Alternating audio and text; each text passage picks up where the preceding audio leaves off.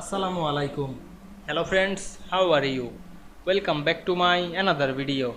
In this video, I am going to show you how to combine multiple column in Excel into one column with semicolon. Let's get started. At first, you have to open your Excel workbook. Now I am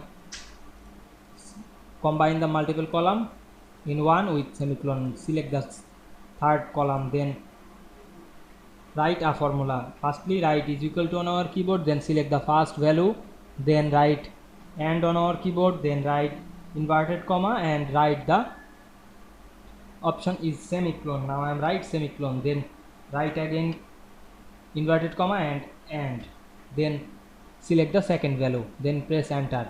We can see here the 5 and middle the semicolon and the second value. Now I am selecting the first value, then we can see here the plus icon, then select the plus icon and drag on our mouse. Then we can see we combine multiple columns into one column with Semicolon easily. I hope you enjoyed my video. Please like, comment, share and subscribe my channel. Thanks for watching.